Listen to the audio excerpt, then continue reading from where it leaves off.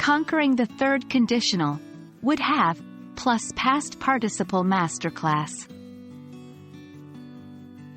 Hello language learners. Welcome to another video in our series dedicated to the English language learning journey. Today, we're diving into the realm of the third conditional, and specifically focusing on the use of the main clause with would have plus past participle. This topic might seem tricky at first, but don't worry. We're here to guide you through it step by step.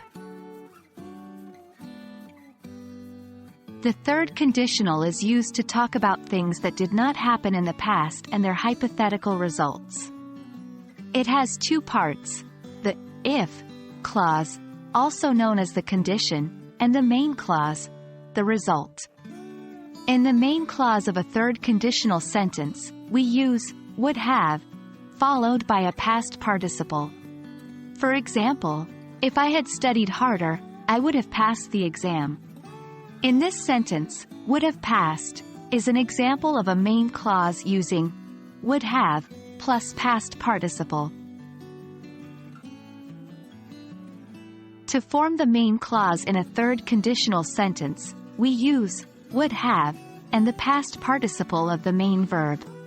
Remember that the past participle form varies depending on the verb. For regular verbs, it's usually the same as the simple past tense, added ed or d, while irregular verbs have their own unique forms. Examples: if she had known the truth, she would have told you. Tell, told, told. If we had found a map, we would have gone to the museum. Go, went, gone.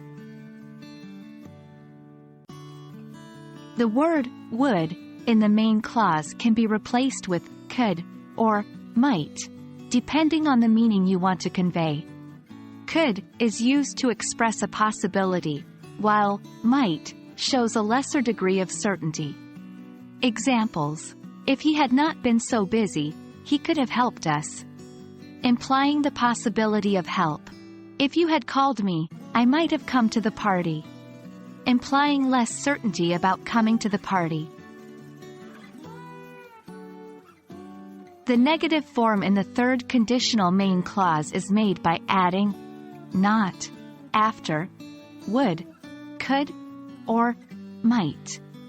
Examples: if they had invited her, she would not have missed the wedding. If I had realized it was a joke, I might not have been upset. And there you have it, language explorers. That's your masterclass on the use of the main clause with would have plus past participle in third conditional sentences. Remember, practice makes perfect.